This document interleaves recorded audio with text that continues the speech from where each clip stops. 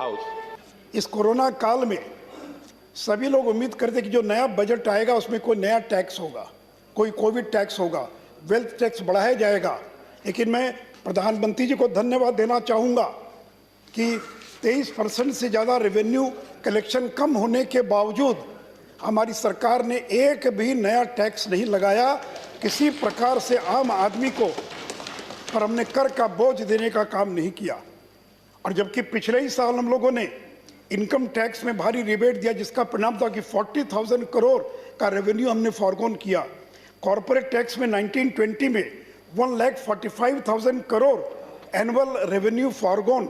Dividend distribution tax में 25,000 करोड़ का revenue forgone था उसके बावजूद। और इसलिए हम लोगों ने और कोविड काल में इस देश की जनता पर किसी प्रकार का कर का बोझ नहीं लादा।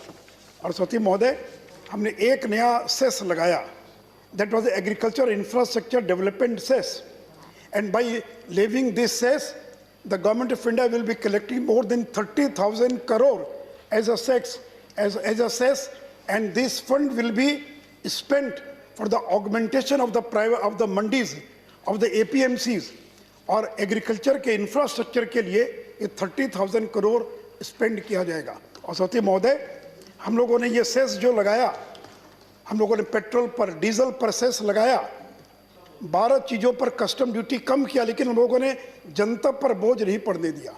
हम लोगों ने basic excise duty, custom duty को कम किया और कम करने के बाद हमने ये सेस लगाया ताकि जनता पर कोई बोझ नहीं पड़े। और मैं एक आर्टिकल पढ़ रहा था कि ये सेस लगा दिया तो डिविजिव पूल में ये नहीं जाएगा, तो राज्यों को उसका लाभ नहीं मिलेगा। तो मैं सदन को बताना चाहूँगा कि आखिर ये सेस जो है, जब इंफ्रास्ट्रक्चर पर खर्च होगा एग्रीकल्चर का, तो राज्यों में ही खर्च होगा, राज्यों के माध्यम से ही खर्च होगा, तो ultimately this cess will go to the states.